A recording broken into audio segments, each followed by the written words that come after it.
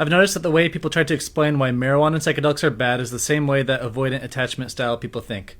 Avoidant attachment people think that relying on other people is a weakness and they're just terrified of vulnerability. If these people were to accept support from others, then their identity of being Mr. or Mrs. Independent would crumble, and identity is what drives us all. These people will say things like, you shouldn't need weed to be happy. You should be happy sober. Weed's holding you back from finding true happiness.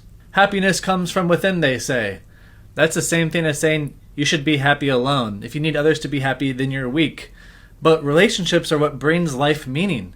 The same thing can be applied to music. Their logic would be something like, you shouldn't need music to be happy. If music makes you happy, then you're weak and dependent on it. We must not deny ourselves the things that make us happy out of petty fear. The same logic can be applied to people who think that sex is sinful and that we must overcome physical reality, even to the extreme of people fasting from eating food, because they think that food is a toxic human attachment. Real spirituality isn't trying to escape physical reality, but aligning ourselves our true and highest nature.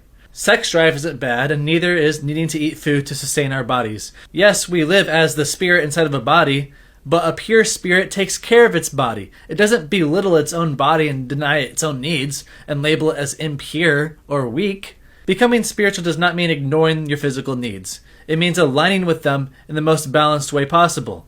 These avoidant attachment people's biggest fear is admitting that they need help. They want to do everything on their own. They want to rely on themselves for everything.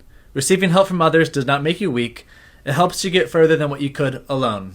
Yes, you should be capable of functioning on your own, still be able to work and feel okay while being single or sober. But just because being high or being in a relationship makes you feel even better doesn't mean it's bad. Yes, I can be sober for several months at a time and still feel okay, be happy, function, and still be productive. But I'm even happier when I'm consuming marijuana, most of the time. And whenever it's not improving my quality of life, I take breaks. A lot of people think, if I didn't do it alone, it doesn't count. I know people who purposefully do not want to learn from other people because they feel like if they didn't learn it on their own will, then it makes them weak and that the knowledge has no value if they received it from someone else. It's just neurotic. One comparison to end the video. Just because I have a relationship and fall in love with a girl and eventually get my heart broken does not mean the relationship was toxic or a waste of time. The love and the experience can absolutely be worth it, even if I'm a little sad after. A lot of the time, I take days off of weed and feel completely fine. But yeah, if I'm abusing weed and taking way too much every day for weeks, it might take me a few days to recover from that.